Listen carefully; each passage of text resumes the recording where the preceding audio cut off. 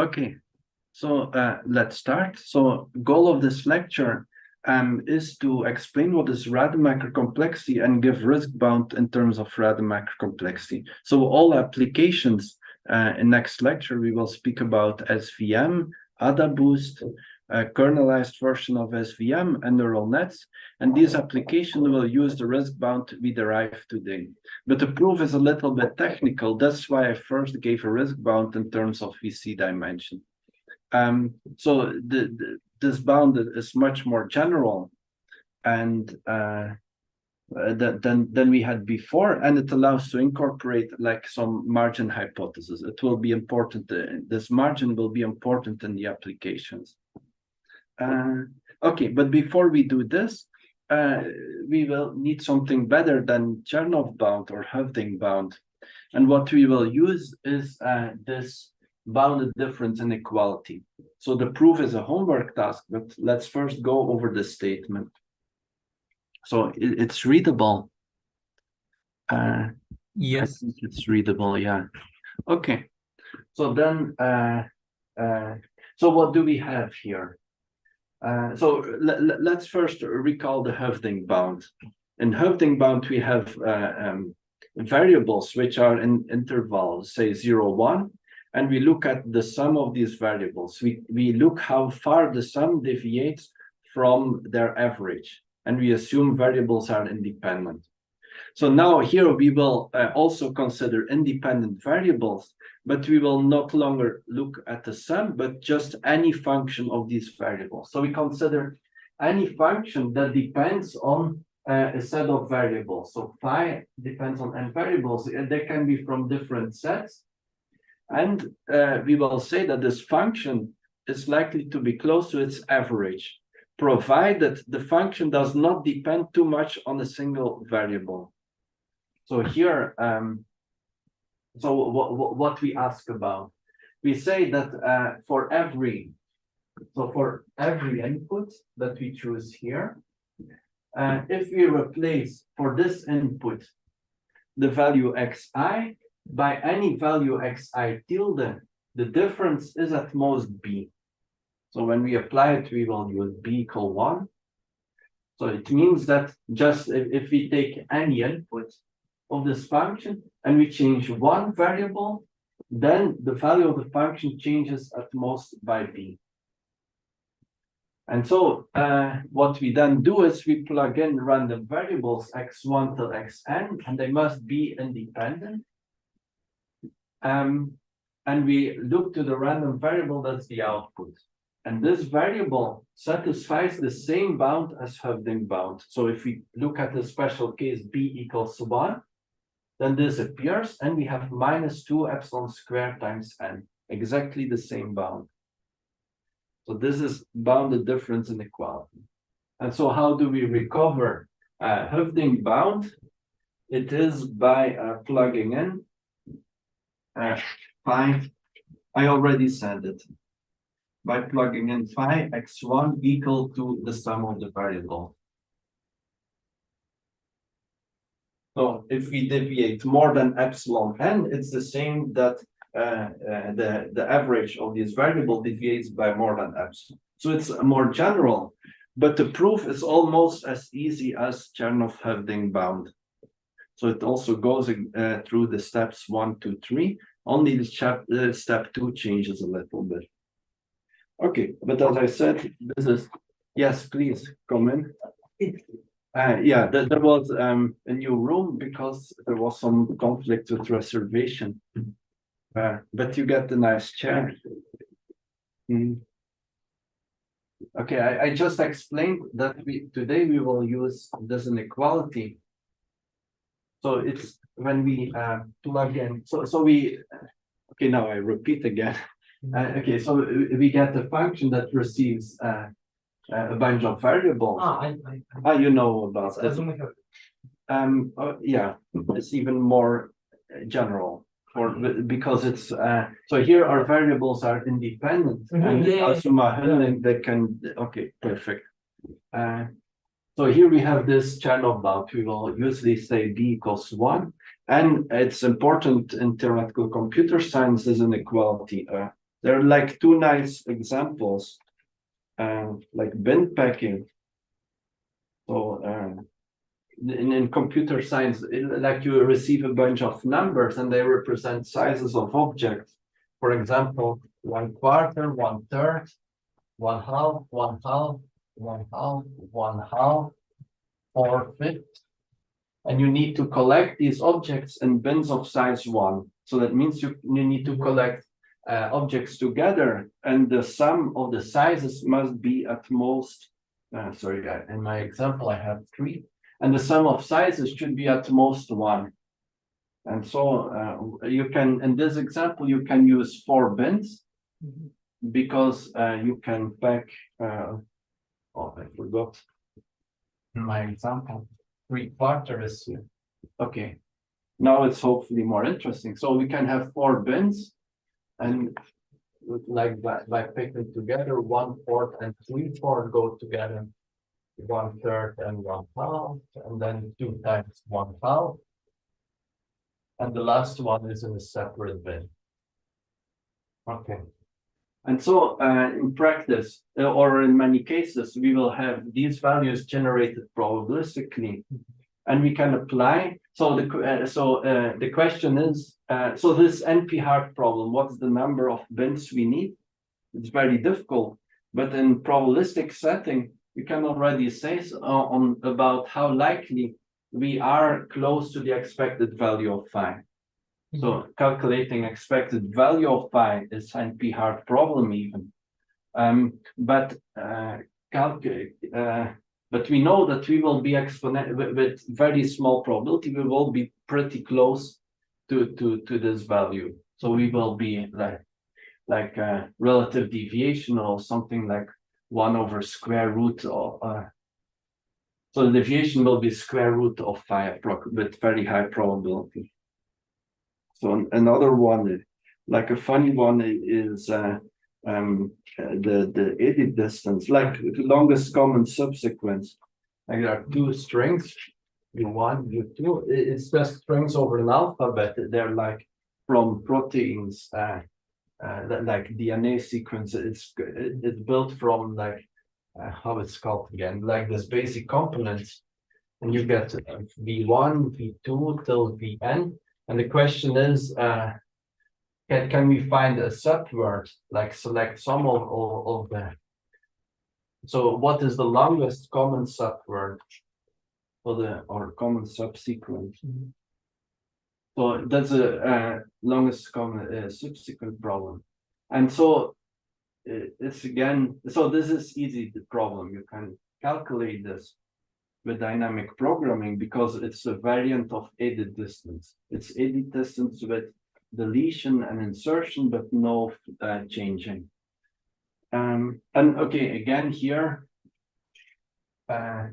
so there is a famous open question. Well, maybe not so famous, but important open question. Yeah, if you take these words uniformly random, what will be the expected value of the longest common sequence? So nobody knows it, but 0.81 something. Yeah. Oh, I wrote it in the notes. Yeah. So there is a conjecture that no, it's already proven to be wrong. I didn't know. Okay, cool. Yeah. That must be recent because I think 2 years ago Maybe I don't know. There was a bunch of results in the past few years. Okay, yeah. It was ridiculously wide gap. So okay, but after this, maybe now it's established what is expected value, and we know that it will be very close to each other. And why do we know it's very close to each other? Because of this theorem. We know that if we look at 2 cells, if we make a modification of this choice, we have 2 n variables, and if we change one of the variables, then this distance will change by 1 step. And so this is satisfied with b equal to 1. And that means that deviation from the average will be, so it will be very close to the expected value. So we can choose epsilon, whatever, 1 over square root n. and then we see the tactical deviation of square root n. And here the same thing, if we generate the objects probabilistically, then changing one will mean that the number of bins changes also at most one, and b changes by one. And so we had this problem previous lecture. There was a bag with L marked objects. So a bag with two n objects, or let's say n objects, and n is even. L are marked. And then we had the random variable k equals, so we throw away random half, and k is number of marked objects that remains.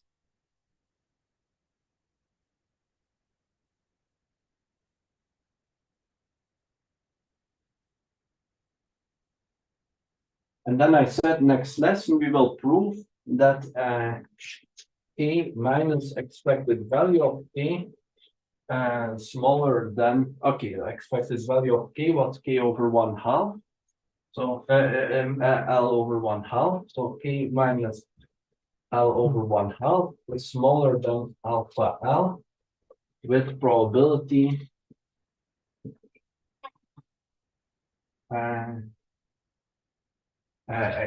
exponent minus alpha squared 2 alpha squared n.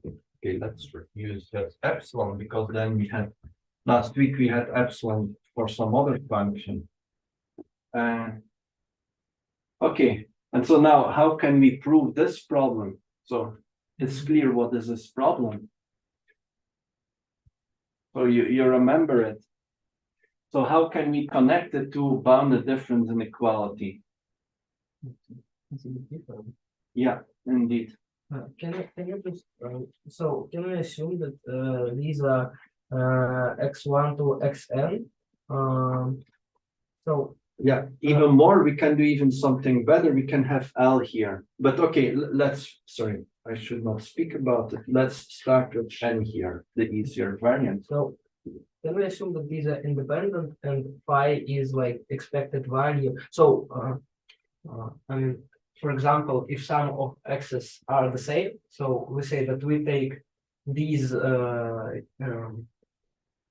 so there are two n things in the back, yes? Yeah. Okay, and let's say n things in the back. Okay, n things in the back. So I think, can we just, no. So can we just say that x1 is uniform on 1 to n, x2 is uniform on 1 to n? Yes, yeah, you got it. But it's a bit tricky. Yeah, so I agree the function phi is a bit complex. So, okay, let us say what will be the variables in the proof. So, so x1 will indeed belong to, so the first variable will belong to n, the second one will be n minus 1, and what does it, and so on. And the last one, xn, will just be the constant one. And so what do the values x1 present? So what will be the experiment? Instead of how will we throw away a random half? We will create a permutation of all the objects. Mm-hmm. So we will go over all objects in the back, and we will place them on a line.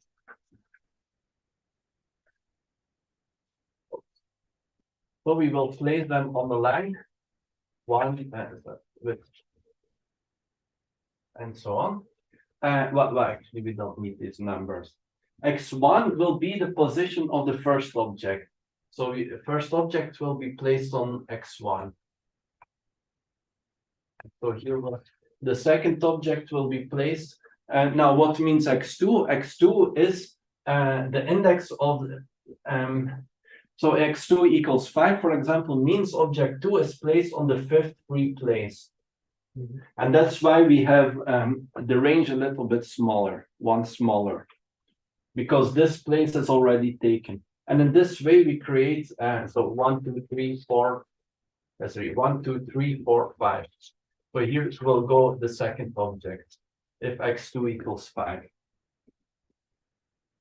And in this way, we create a random permutation, and then we will look to the left half, and we count the number of marked objects there.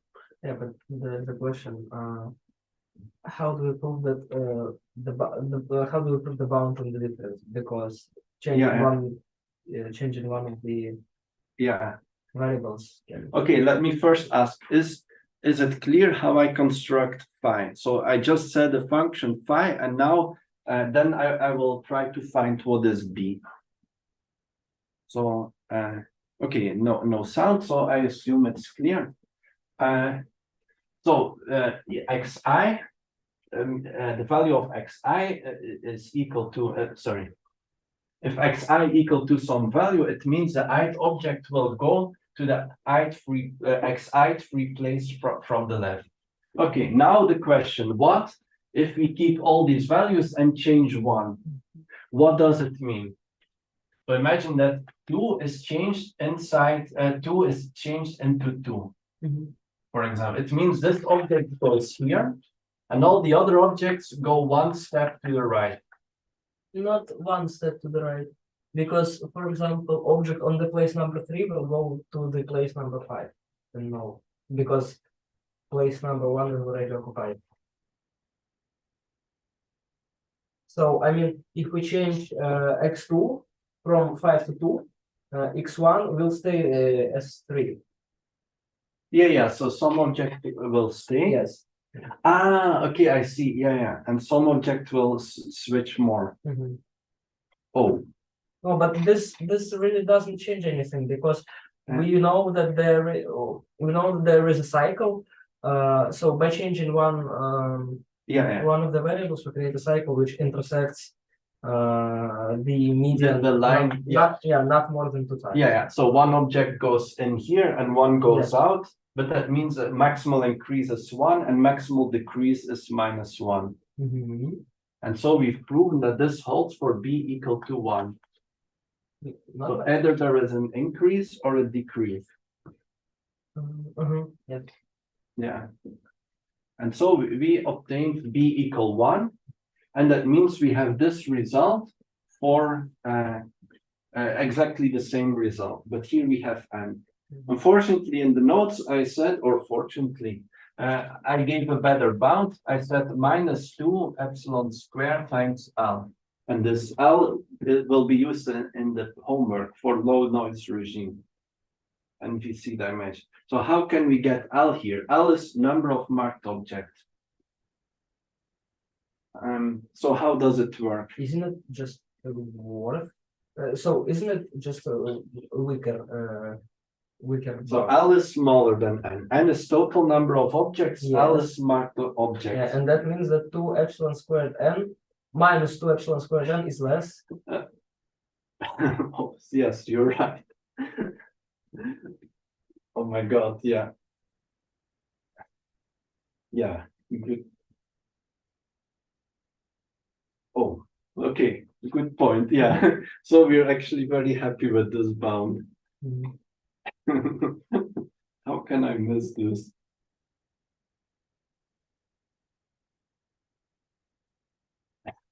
Okay, yes. Okay, so we should stop here. I will delete something stupid from the notes. That means that in the previous proof, I also did something stupid, and now I need to check the homework. Hello, come in, please. Oh, sorry, you're not a student. Yeah, can you sit somewhere else? I'm streaming now. There was a double booking, just 1 hour, yeah. Okay. Could you please explain once again how, like, if we change one variable, like x2 from 5 to 3, it's how it affects the permutation? Because if we change only one, it may coincide with other position, and it's not clear what permutation. So what happens? So imagine that here is number 3 stands here, and here is object number 4. So what is happening when we move 2 here? So it becomes 2. So after placing 1, we will now look to the second free place. But then when we place object number 3, the second free place, and so then we will have 2 here. I will write it on the bottom. So that's what.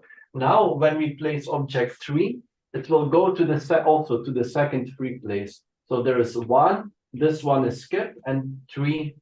Sorry, it goes to the third free place. So 1, 2, and it comes here. 3 comes here. And then we draw number 4, which was on the second free place. So 4 will come here. And so what's happening is that all when we look at the cycle of display, when we look at all displacement, we will create a cycle. So it looks like after this change is equivalent to moving around things inside the cycle. And then we look to the border. So where we cut off, we throw away all objects in the right. But now one object will go from the left. At most, one object goes from left to the right, and at most, one object goes from the right to the left. And that's the proof that the value of this function changes by at most 1. Okay, I see. Thanks. Yeah. Okay, so a little bit difficult. Okay, and now let's finish the chapter on measure concentration with maximal inequality, which is maximal inequality. We have 2 small applications. We will use it to relate Rademacher complexity to growth functions, and there is another one. I forgot which one. So this application is in the end of the lecture. Or the middle of the lecture, and the next one in next lecture. And maximal inequality, consider a matrix of random variables. And we will look, the plan is to look to sum of rows of random variables. So what we are given, we are given x11, x12, x1n, x b1, x b2, x bn. And we assume that columns are independent. Rows can be dependent from each other. Assume columns, so in every row, the variables are independent from each other. So we have independent columns.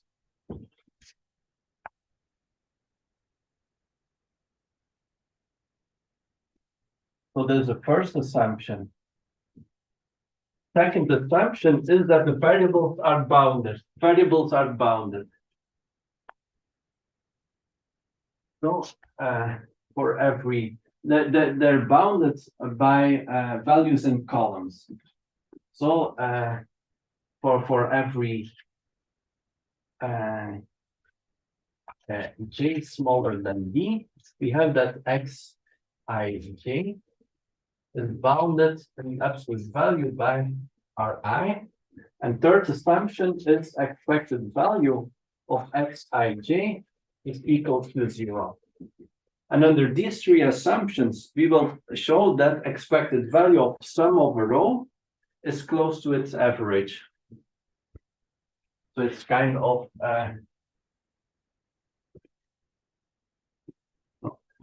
if these 3 properties are true, then we have, so under 1, 2, 3, this implies expected value.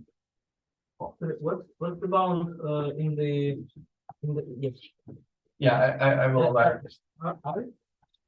So then we say that Vj is equal to the sum of the row Vj1 plus xjn, and the expected value of Vj is bound, expected value of maximum. I need more space.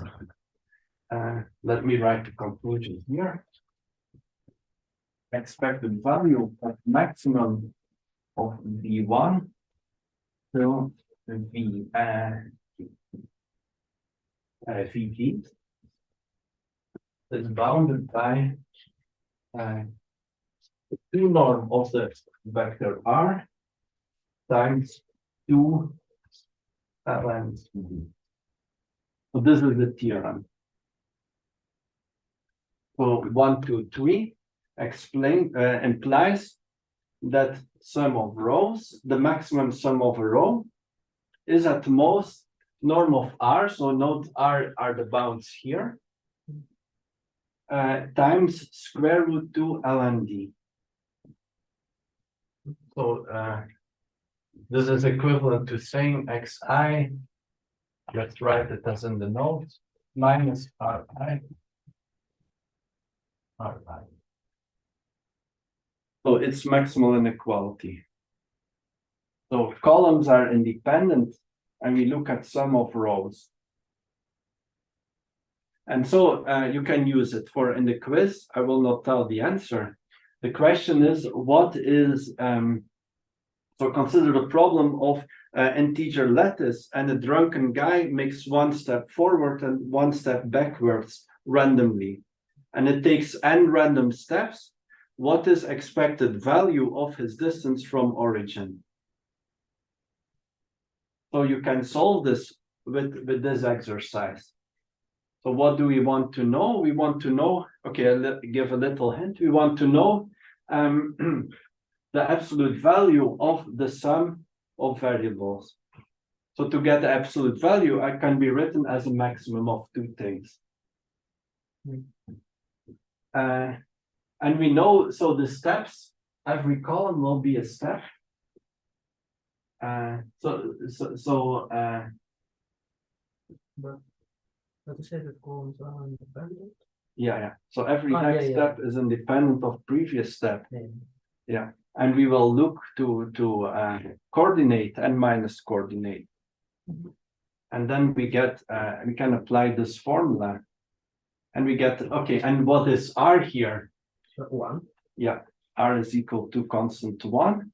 So we need to look, now I told the answer for the, okay, doesn't matter. Okay, and so this is 2 norm, by the way. So R is equal R squared is Shouldn't we R1. multiply it here somewhere by n? No? Huh? Shouldn't we multiply this by n? No? Shouldn't we consider something? Well, R is here, the norm of R. Okay. I just wrote down the 2 norm I'm using here. And the proof, well, the proof is interesting because every step on the proof is something that's in papers used a lot. Every step. So let's just write down the proof as nice exercise. So it goes like this. First, I should not look at the notes. First, we approximate the maximum using softmax approximation. So we will say that maximum of V1 till Vn is equal to 1 over S, L and sum of exponent S and V1. Sorry, Vi or Vj. I'm trying to have J ranging from 1 till D and I from 1 till N to help memory. Okay. Now let us look what we have to do. We need to take expected value over the variables. So when we take expected value here, we have an expected value here. And know that we can bring expected value inside the logarithm because logarithm is concave. By Jensen inequality, we bring it inside logarithm. So let me flip it to save some writing. I flipped expected value and logarithm. And ln expected value of this thing. Okay, and now we have expected value of a sum. So let us look at each term individually. So expected value of an exponent, and so you can guess what we will use. So we have here Vj, let's expand Vj. Vj 1.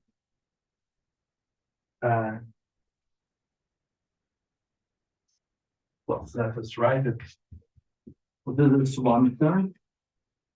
Is exponent of a product over j equal to, no, I should use I.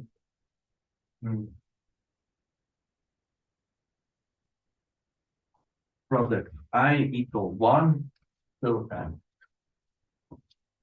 Okay. Term. Here is n. Okay. And now what will we apply? Expected value of exponent is bounded by everything lemma. So we know that expected value of xji is 0. So only thing that left is exponent s r squared divided by 8. Yeah, but this is only for one. But and the product. So I needed n times.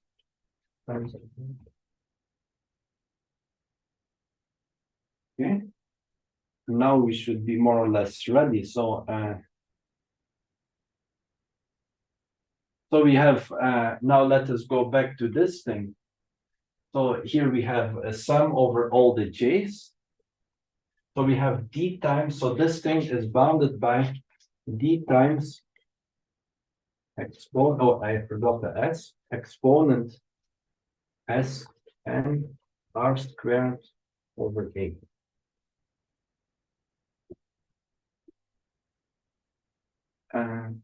Okay. And I forgot the ln. Sorry, there is an ln missing. But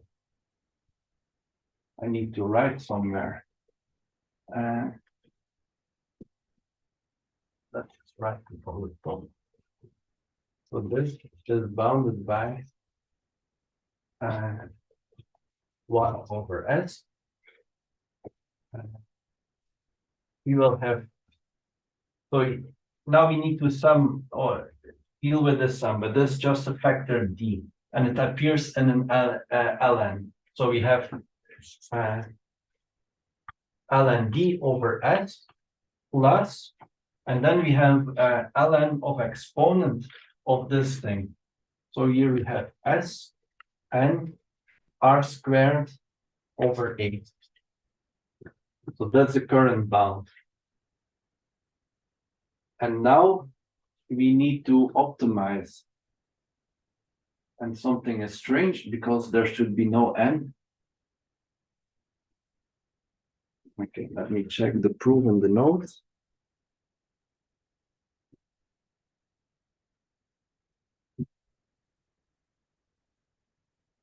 Oh, I forgot about r. So here is ri, there is no n here. But here is the, so we will sum.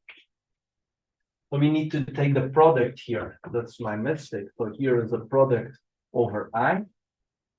And when we take product here, it becomes a sum here, and we get the norm of r. So there is no n. So this is equal to exponent of s over 8 norm of r squared. Yes. And so here is no n, but here we have the norm squared. And then it remains to optimize this over s. And that will give like the geometric mean of these two things. And it's what we have there. Yeah, I will by some 2 or okay, I will save a bit of time and skip this optimization over s. Well, we can just plug in. Yeah, but if we just optimize, we will get here not 2 ln d in this, like in the square root, but ln d divided by 2. Yeah, but we have 2 terms. Yes. So if we take the geometric mean, it's like norm of n times square root of lmd over 8. And if we multiply it by 2, we get norm of 8 times square root of lmd divided by 2.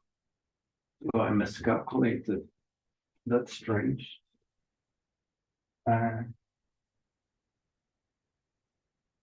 Yes, but you have a good point. What's this?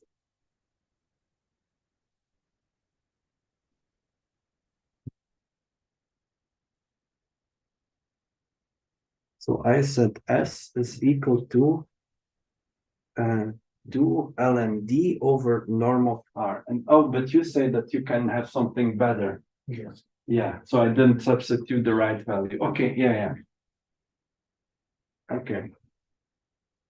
So I will check it if something better holds. I thank you. Okay, and this finished the part about measure concentration.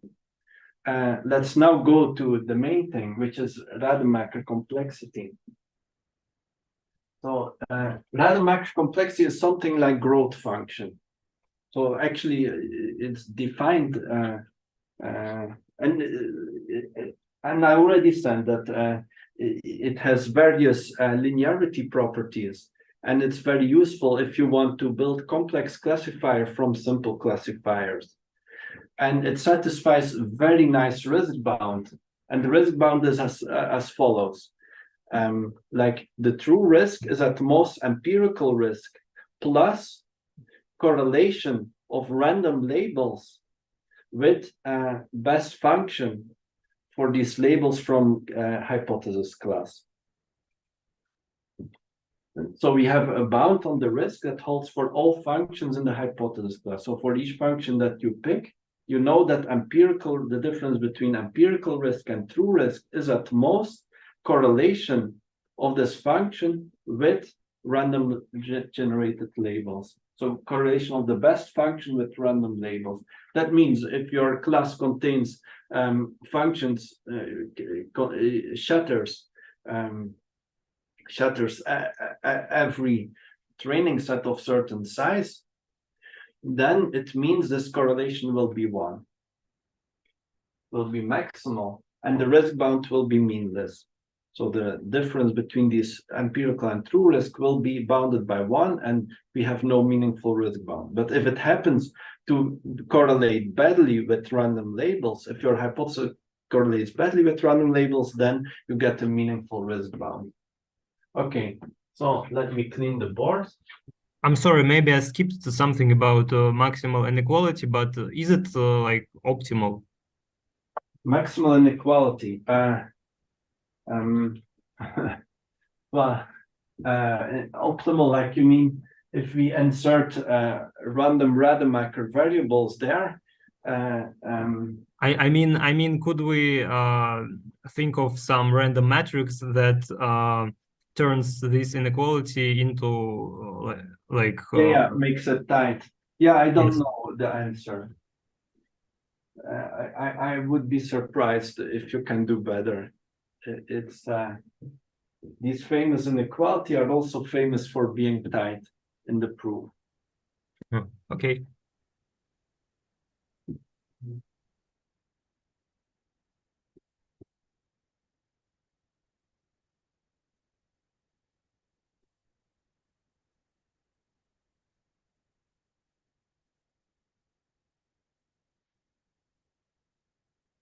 So I will denote Rademacher.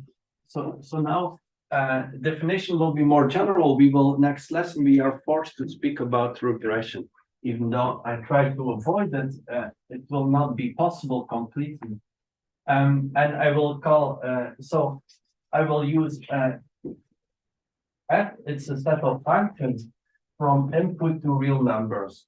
So know that labels we can use -1 and +1. We can view them as a subset of real numbers. So our classes H are a special case of such classes. And then Rademacher complexity of F is equal to, and let me repeat it. It is correlation with random labels. So we will generate random labels and take expected value over them. And I will first define empirical Rademacher complexity for a fixed training set. So I will fix a training set Z. And for later use, I will use a set Z. And you can think about Z equals to input-output pairs.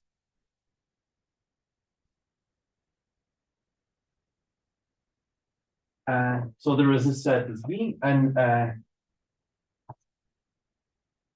so there is a set Z, which belongs to Z to the power n. And then we generate uniformly random.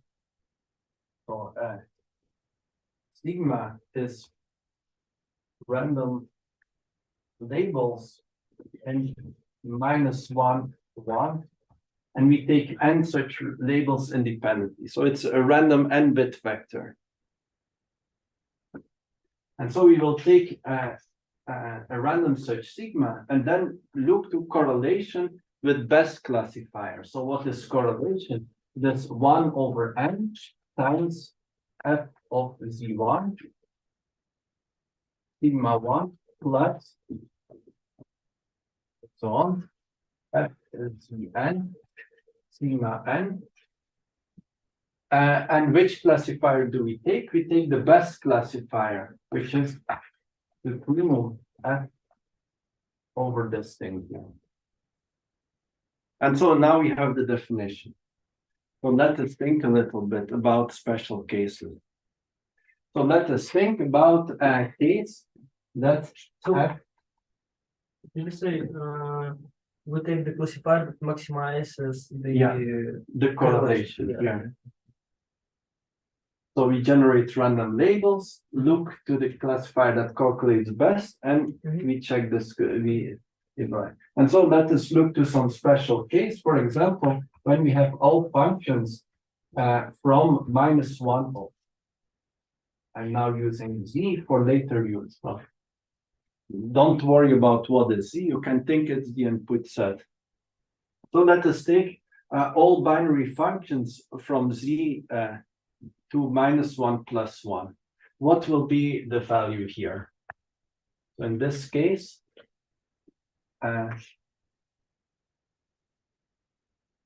and assume that Z contains different points. So let us Z consists of n different points.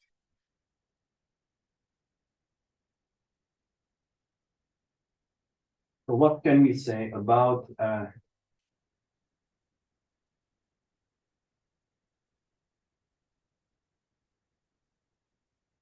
this class, about this value here?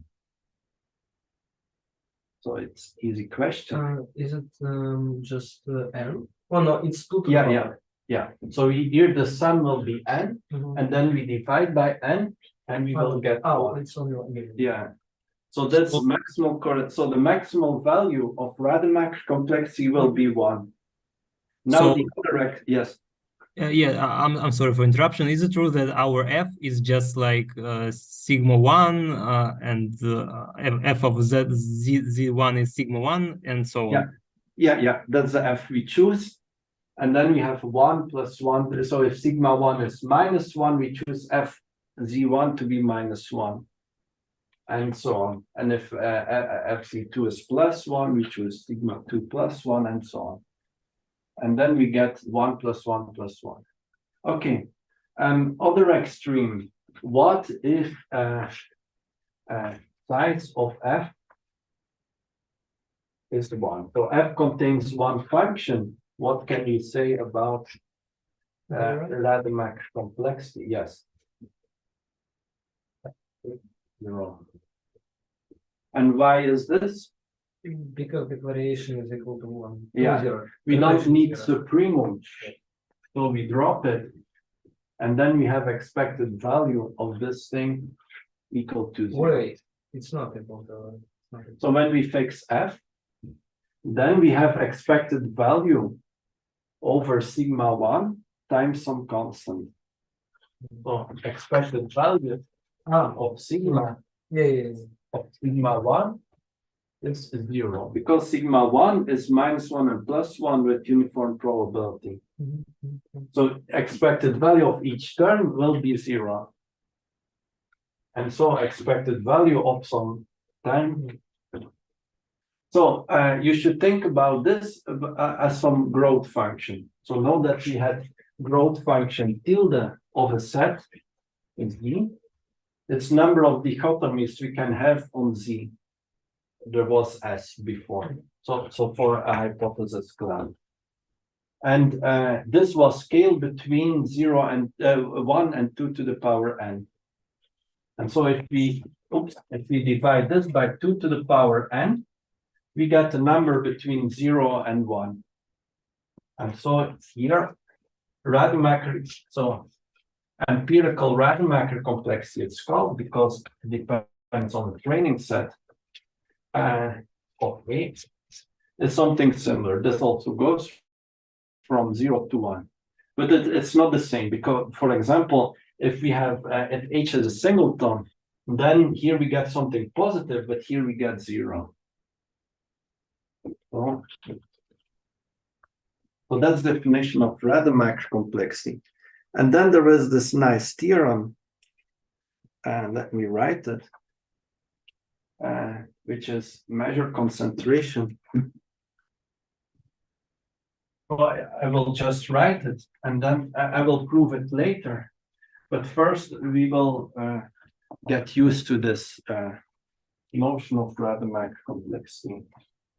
Well, it's corollary.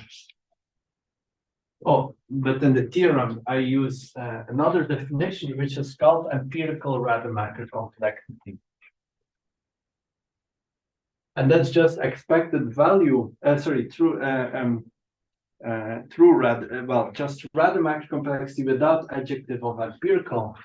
So it depends on P. P of F is just expected value when we take Z from the n of empirical Rademacher complexity of Z of F.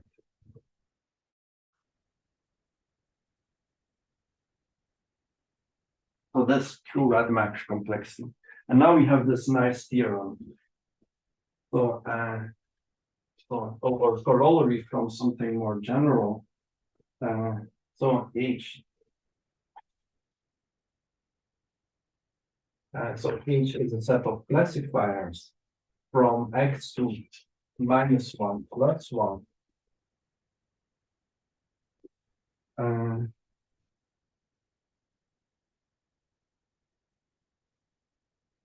P is a measure over X times Y. Okay, and so here is this thing I already announced that for every classifier H, so the risk of H will be bounded by empirical risk Z of H plus Rademacher complexity, but now the empirical Rademacher complexity of H plus, and then the familiar term from rigid bounds, ln 1 over delta divided by 2n.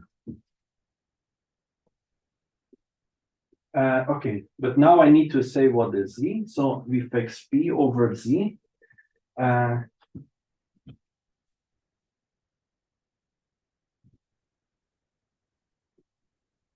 So we say that probability 1 minus delta over Z from Pn.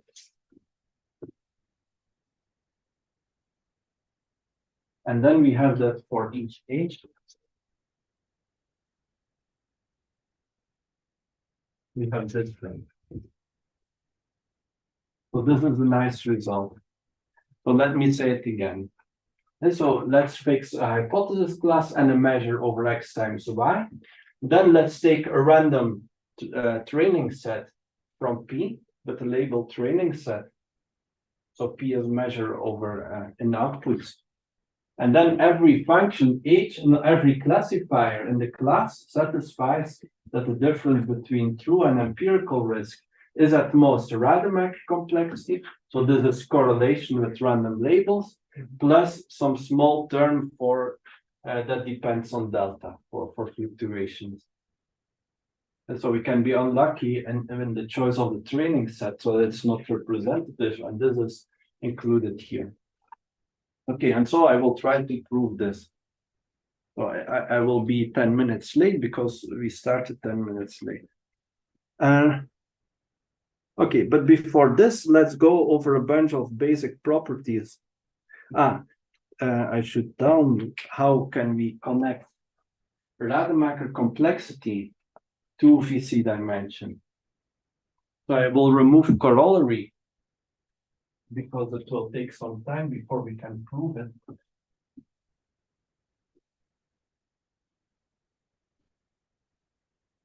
So there is a small lemma.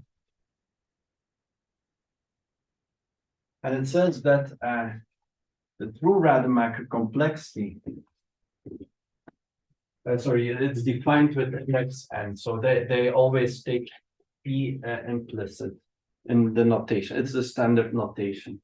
So the true Rademacher complexity of H is bounded by square root 2 over n ln growth function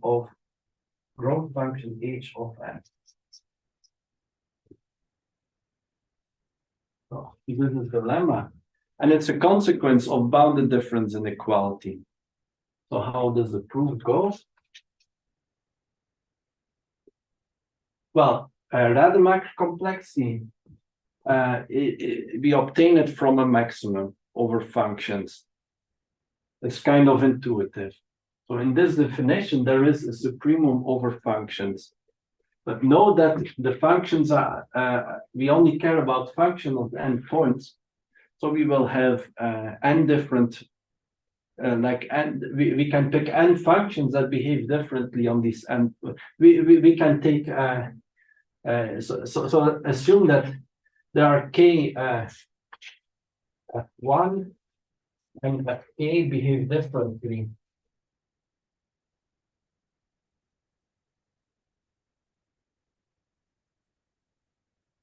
Well, okay. So how will we prove lemma first? Things first. Let us look at empirical Rademacher complexity and prove there's an equality for empirical Rademacher complexity for each z that we pick.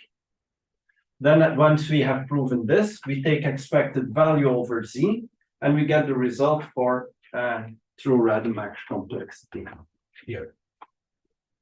Okay, so now we fix the z. And now we shall look to different behaviors of functions on z. So let us take k functions that behave differently on z1 for zn. And we know that k must be smaller than growth function of n of h, by definition of growth function.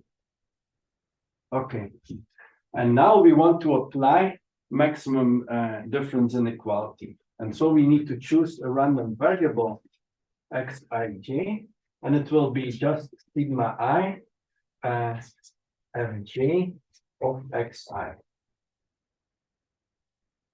Zi, sorry. I'm using z as variable now. So these are the variables. What does it mean? So what are we interested in? In this definition, we need to sum over the rows. So that's what we do in maximal inequality. And then we are interested in the maximum value. Here, in the supremum, we take maximum value over these functions. So we take maximum value over the j's here. So we go to the max, we pick the row that has maximal sum. And then we take expected value over a random variable. And so try to recall what was 1, 2, 3. So we have to choose the vector r, and we choose ri equal to 1, because h is a set of classifiers. Sorry, I forgot to tell here h is that before it goes from -1 +1, so mappings from the z to -1 and +1. So that means that these values, f is -1 or +1, sigma the same. So we can choose the vector Ri equal to 1. So first condition is columns are independent and variables belong to an interval -Ri plus Ri. So this is satisfied, right? Because for each column, sorry. So columns need to be independent.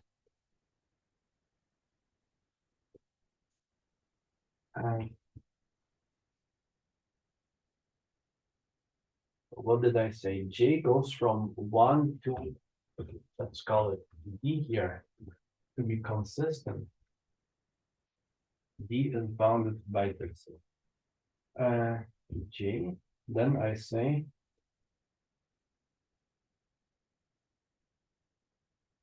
yes, okay. What did I say? Columns are independent in every row.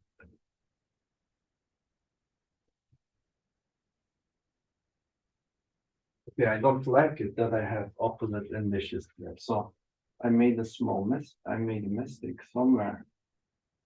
Let me check. Ij is sigma I.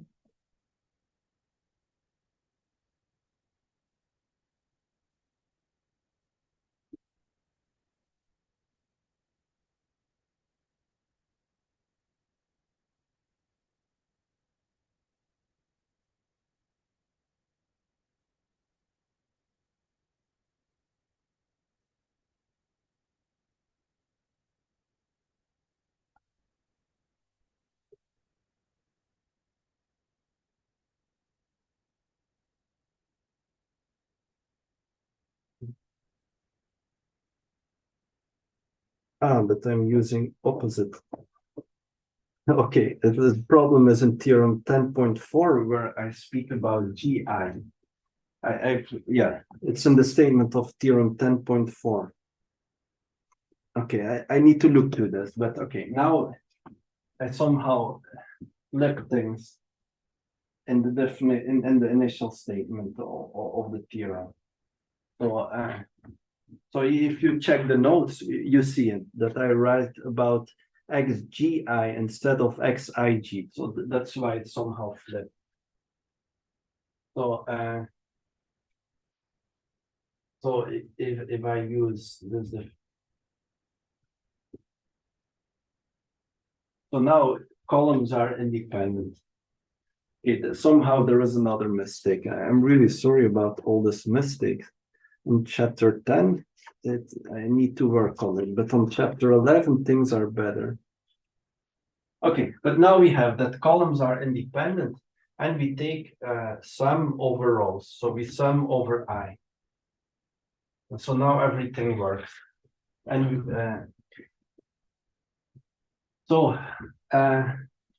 we look to the maximum sum and we want to know its expected value. And what we get here is precisely the same up to factor n. So we in our definition here, we don't have the factor n, we have the sum of columns. So what we have an expression for n times Rademacher complexity. And so we proved that n times Rademacher complexity of Z of 8 is bounded by the norm of R times square root Ln. And so R is the constant 1 vector will be square root n. And now we divide everything by n and we have precisely this thing. Okay, but I shouldn't waste too much time on this little lemma because we need to go to the proof of the risk bound. And before that, let us get used to this complicated definition and write down a few properties.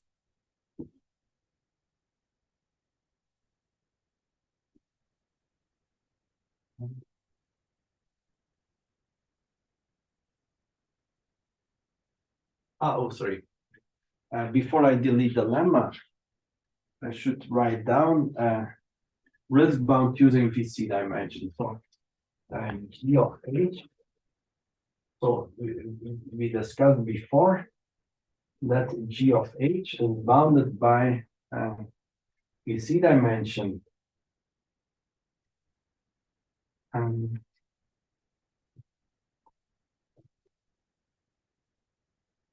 It is bounded by K E times N to the power K, where K is equal to VC dimension of H. Right? And then we had some risk bound. So when we apply the bound I said before, we conclude that we will bound it by. So here we have the Rademacher complexity of H plus square root 2n ln of growth function, 1 over bound. And now we have a bound for the Rademacher complexity in terms of square root of growth function. And what we obtain then is a risk bound that we already had in the previous chapter, but with slightly better constraints. So we have something. We have square root. Okay, let me just write it. 2k over n times ln en over 3. So what does it mean? Plus the square root. So what does this risk bound means? It means that if n becomes large, if the ratio k over n becomes small, so if n is a multiple times k, then we get closer to the true empirical risk and true risk decrease by the square root of this ratio times some logarithm. So such a bound we have. So this is a consequence of this corollary I wrote down. So this is the corollary, you might remember. Then we plug in this bound for the growth function inside the lemma I just erased, and we get this thing here. Okay, but this is enough blah blah. We need to go do some preparatory things and then give this nice proof of this risk bound here.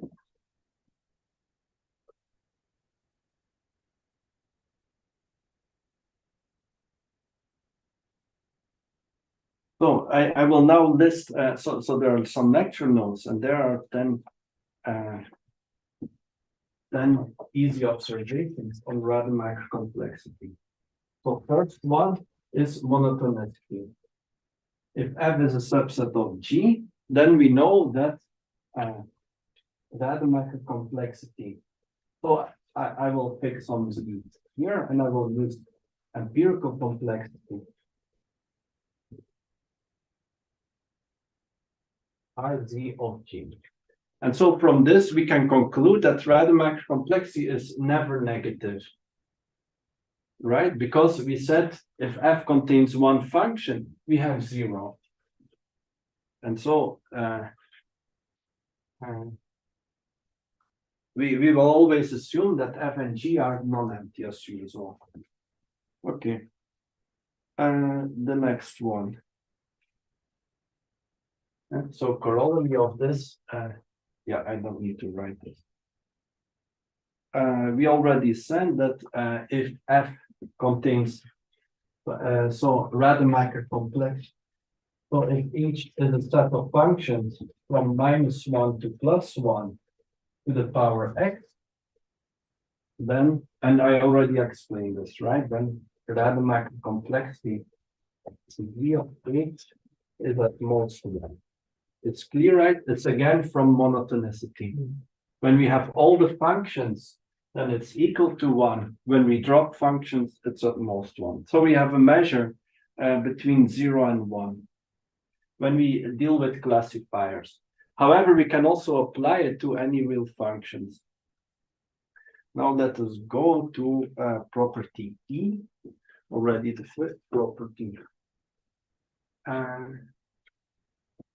So now we will, when we will classify like a neural nets, we do operations on class of functions. When we make a neural net bigger and deeper, we do certain operations. So let us look to a very simple observation. So A is the real number.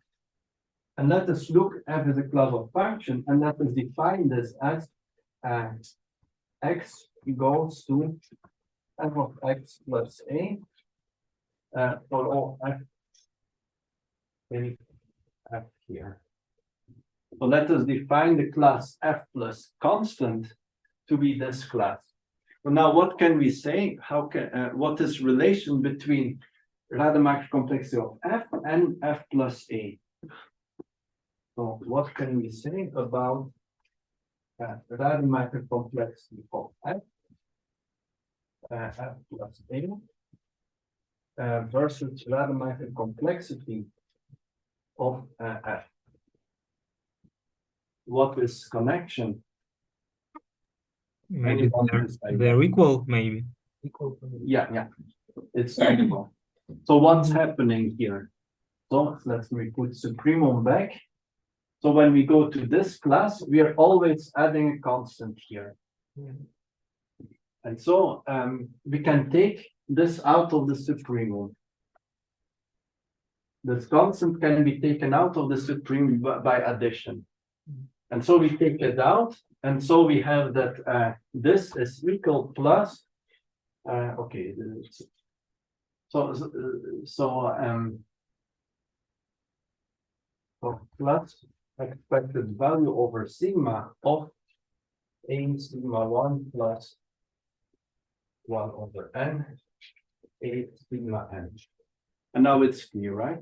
So this constant can go out of the supremum and out of the expect, and then we have this thing, and this is all 0. Okay. Then next property, we can also multiply by a constant a, and so then we go like this. Let's assume that a now is non-negative. So how is the relation between Rademacher complexity of AF and this one here? So it's again a simple observation. So what happens if we multiply all functions by some fixed constant? it should multiply by a. Yeah. Okay. And now what happens when we multiply by -1? So this was for positive constant. What can we say here? It doesn't change. Yeah, it remains the same. And why? Because we take just minus function and we can substitute sigma by minus. Yeah. So sigma is symmetric variable. If we replace, so if we draw sigma and then flip all the coordinates, it remains the same distribution. So we can generalize it together. So for all a, and r positive or negative, this is equal to absolute value of a times this thing. Okay, so that's property H. Now another one.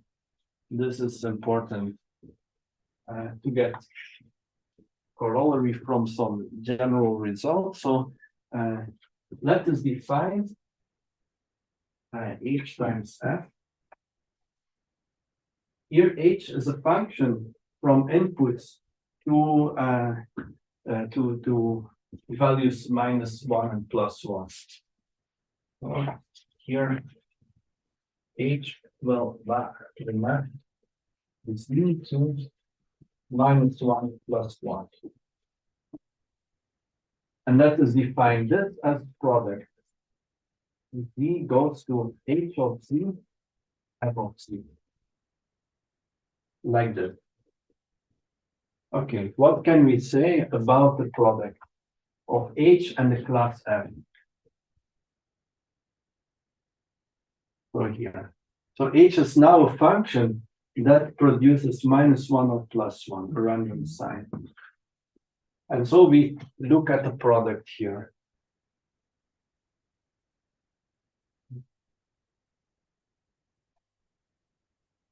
H is some fixed function, right? Yeah, a fixed function. So H here is a fixed function that produces plus and minus And it signs. should be also equal Yeah, it's also equal.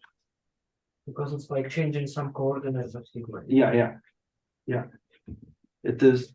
So if also H appears here, H of C1 will now appear here, and H of Cn will appear here. But this is equivalent product of H of some value times sigma 1 is either equal to sigma 1 or minus sigma 1. But H is fixed here, and also Z is fixed.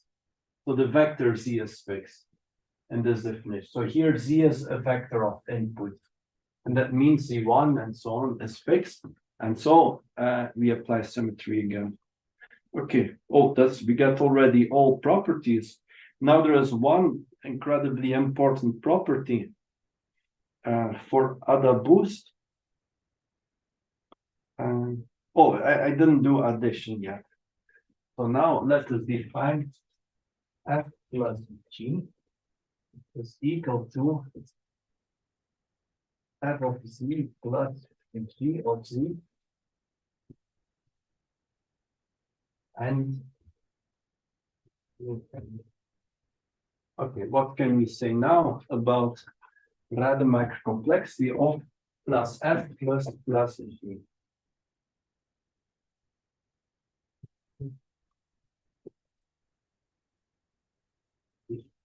F plus.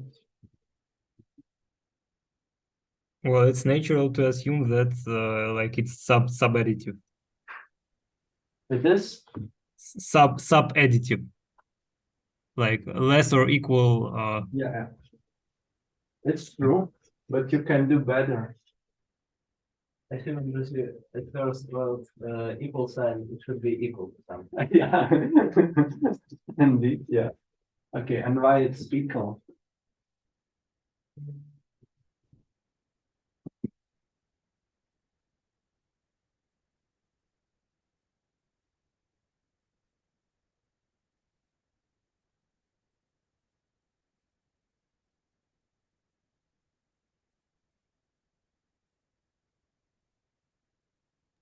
Maybe we should use some property of supremum if it's like.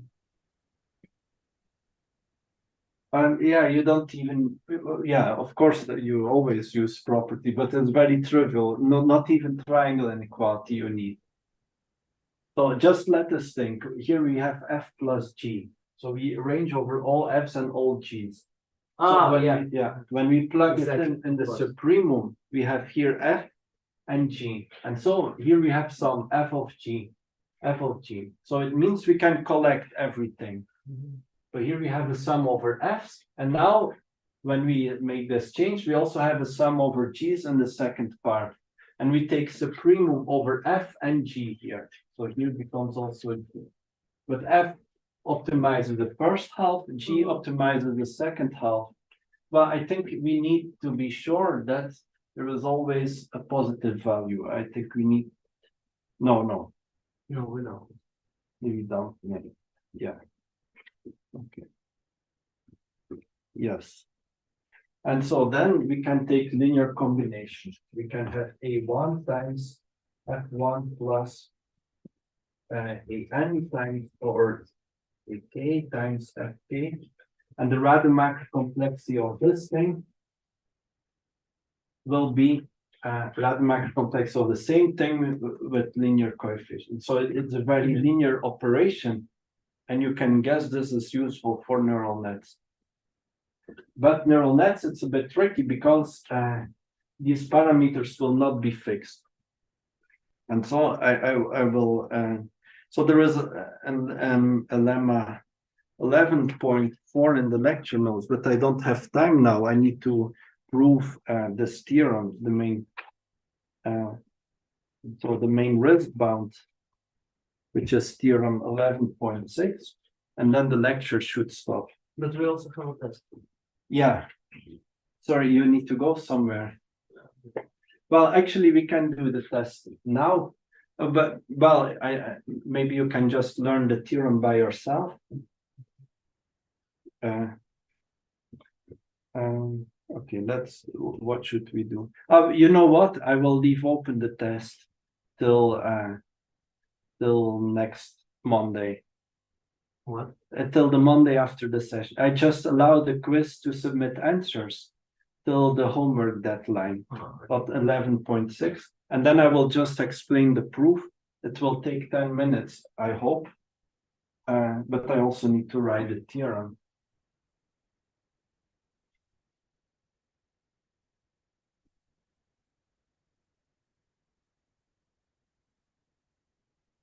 So it's kind of like gesture. So we do not send answers to everyone of the quiz because, or yeah. Okay. So now we will go. I will claim that so Rademacher complexity can more generally be used to relate expected value and estimate of expected value. So I will use expected value of Z when we take Z according to some measure is bounded by, and then the estimate 1 over Z is the 1 the I equals 1 till n. So I will do like the standard setting of a resid bound. So I will have here for each blah blah blah blah blah, and then with will be 1 minus delta over Z taken from the n. And here I will not use Z because it's confusing. I will just say expected value over P. And then we will have T times Rademacher complexity. So notice in the very general result, we have a factor 2. And it will disappear. And it is n. Sorry, over.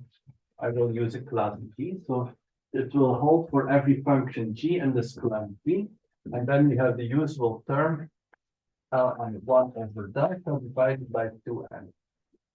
Okay, and now I need to say what is this class G. G will be a subset of 0, 1 functions from curly Z to 0, 1. What else should I say? So we have functions of bounded values. They're small range. So P is measured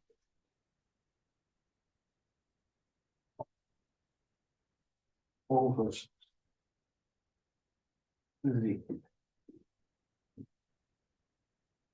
And then we fix delta for delta bigger than 0. And now we have our statement. With probability 1 minus delta over this, we have this thing. And now the formulation of the theorem. Oh, well, and this holds for all G. And G. We have this thing. So this is a statement of the theorem, and we need to prove it. It's the last task for this lecture. Okay. And it will be direct consequence of bounded difference inequality. But we need to do something clever first. So the function is not completely trivial.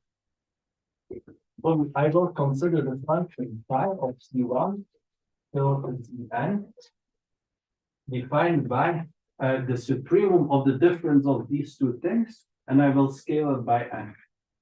So I will have a supremum over O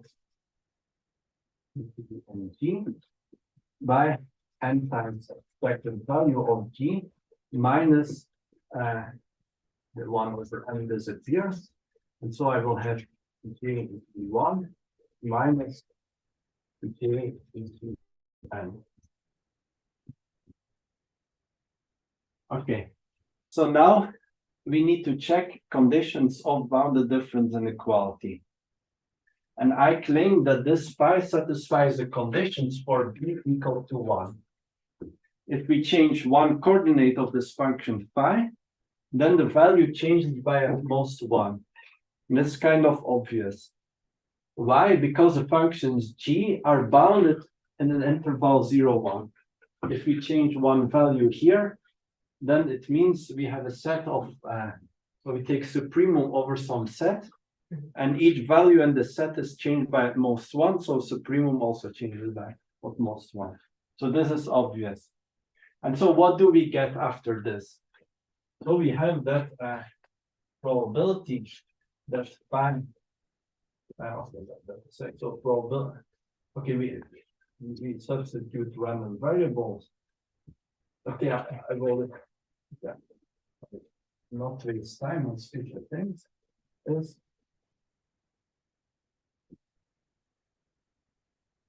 okay, this is a bit ugly because I'm using these variables twice. Plus epsilon n is at most exponent minus 2 epsilon squared n. So that's what we get. And so we almost get this thing. So the only thing that's missing to get the theorem is a small lemma. Well, I have no space to write it and prove. Okay, I write it in the bottom, and then I will erase this except lemma. Expected value of phi is bounded by 2 times the Rademacher complexity of plus g. So that's the thing that's missing now. But do you agree that after we prove lemma, we are finished with this risk bound? So why is it? So it's kind of easy. So there is a scale of n. So let's divide everything by n.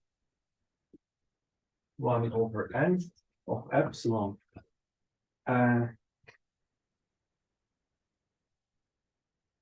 Sorry, I have here a factor 2 of n in the lemma. So then this will cancel out.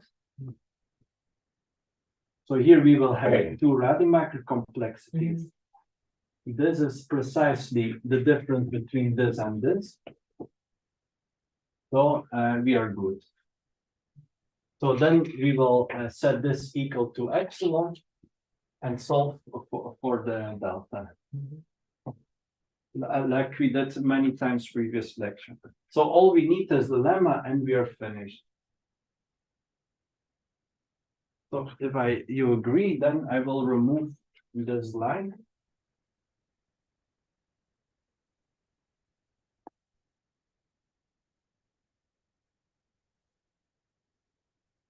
And now we need the lemma. So expected value of phi. But first, let us, not first. No, I can start from here. We will rewrite this thing here. First, I will replace expectation of g using a test set, like we always do. So I will introduce variables z1, z tilde, and generate them randomly according to our measured p. Then we will have here an expected value over z1, z tilde. And then I will take expected value outside of the supremum. In fact, I can start with this. Take expected value. But okay, let's first take an expected value over n variables. So it is equal to supremum over let's do both at the same time. So I will use a test set v1 zn here. And then I say that this is bounded by g z1 tilde plus g zn tilde minus g z1 minus D Z N. This technique is called symmetrization, because now Z tilde and Z is kind of symmetric. Symmetrization using ghost samples, some people call it. Okay, so now I did two things, right? I wrote I wrote this thing as expected value of G Z1 tilde plus G Z N tilde. And then I took the expectation out of the supremum, because supremum is convex function. Yes, convex function. Like maximum is also convex function. Okay. And now there comes a kind of brilliant step, and that's why bounded difference equality is like late 80s. It's very simple step, but it's kind of brilliant. Okay, actually it's not correct logic. The logician will attack. So there is correct proof in the lecture notes, but I will not explain it now because it's a bit more technical. So what we will do is apply some observation. Imagine that we have some function psi, and it depends on random variables, d1, d m, that are symmetric. So di has same distribution as minus di. Then expected value of this is equal to expected value psi of sigma 1 d1 sigma m dm. Because we assumed di and minus di have same distribution, symmetric variables. So here I take Rademacher variables here. So expectations over the d and expectation over random sigma. That's clear, right? Okay, but we will actually do something else. We will take a random, we will take d, not to be a real value, but it will be a values in Rn. We will be variables in Rn, and we will take dot products here with the same vector. And then the similar story holds, provided that dij, all the variables dij are symmetric. I'm taking something complicated, but it's again and again using symmetry. So I'm just isolating the difficult part now. So, okay, you're nervous because you want to go, I guess. I didn't understand that because I was thinking here, but I was. Okay, now I'm saying something extremely simple. Yeah. If these are vectors and each component is symmetric, then we can take dot product. Oh, something is wrong here. Here I mean like component-wise dot product. So here we have a vector where each component is multiplied by sigma. So I don't know how I should write this. Yeah. What is Python notation for this? Just product. Yeah. Yeah. Okay. So this is the same thing, and now I will use it. So I will notice that when we look here, we can we see that. So now the plan is to set d dgi or dgj. So now I will use index I will replace it by a function, and I will set this equal to g z1 tilde minus g z1. And what I'm claiming is that I can, okay, let me first say the claim and then why it is true. I claim that this thing here, or all of this expression, is equal to expected value of supremum over G of sigma 1 times G Z1 minus G tilde times D1. But, and so on, sigma n G Zn minus G tilde Zn. Okay, I need all these closing brackets. So note what I did. So I took these two terms together and multiplied them by sigma 1. And then I did the same for GZ1 tilde minus GZ1 is multiplied with sigma 1. And here we have expected value both over Z and Z tilde. Okay, so sorry, I forgot the steps. So let's take expected value over Z here. Yeah. And then here we have two expected values over Z and Z tilde here. And now I claim that this is the same. So note that we have expected value both over Z and Z tilde. That's why it looks very symmetric. So I took, this is what we aim for. I forgot to take expectation, so now I inserted it. And this is bounded by this thing. It needs to be inequality because we applied chancellor equality. Yeah. This is inequality, this is equality. Okay. So now I claim that this expression is equal to this expression. So what did I do? The only thing I changed is that I took these variables together and I multiplied them by a Rademacher variable. And then I did it for all the terms. And I took expectation over this Rademacher variable. So why is it equal? Well, let us look to this variable. Note that Z and Z tilde are taken by identical distributions. They are taken from P, each of them independently. It means that this variable is symmetric variable. So we can multiply it by sigma. Yes, just a minute, please. Yeah.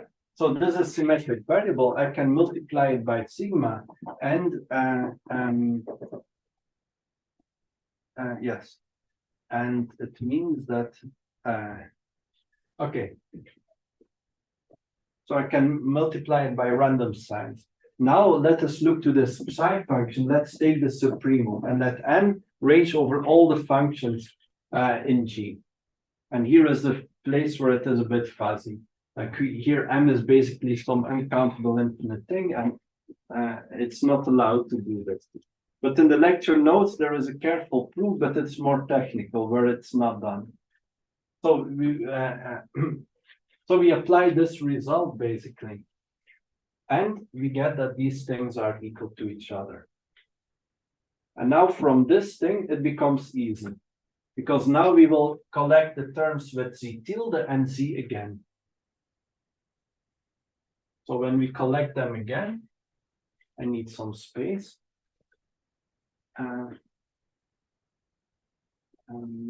Yes, I can delete the beginning. I can now delete this thing.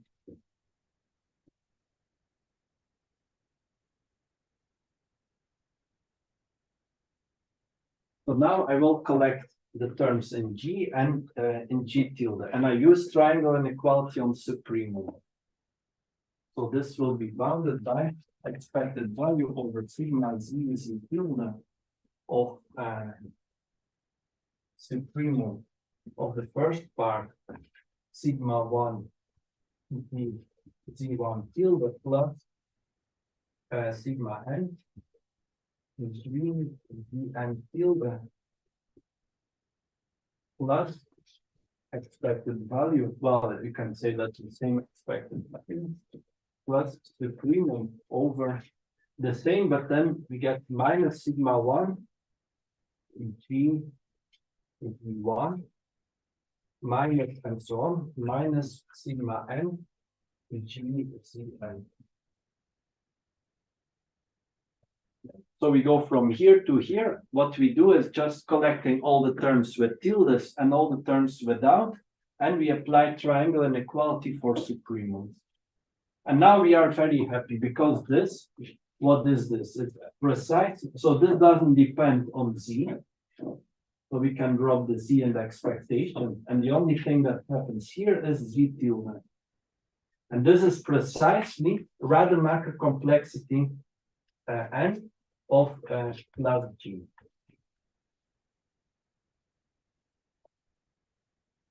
And this is almost a Rademacher complexity, except that we have minus signs for all sigmas instead of plus signs. But we already know it's not a problem because sigma is symmetric variable. So this is also equal to this term. And so now we finish the chain of our inequality. On the board structure, it's a bit strange because I start there, I go here, then I go here, and I go back there. But we conclude that expected value of phi is at most 2 times Rademacher complexity. This is the lemma, and the proof is finished. Okay, this was a long, oh my God, way too long lecture. But you made it till the end. Mm-hmm. Although I cannot see you, so I don't know if people are still alive here. Okay, I will post the quiz in Telegram now, but you have time till the homework deadline to fill it in. Okay, so see you later. Bye. So we can submit the answers on the email, and we get, as always, the results automatically. Yeah, automatically. But the plan is that you submit at most once, and you don't tell the other people the answer, yes, because it replies with the score. And yeah, sure. Yeah, but you have a long time now, so you can go to. It's a congested lecture. It's a difficult one, but I want to give it before the midterm, because now you have time to learn all this. And the seminar is also online in the wiki.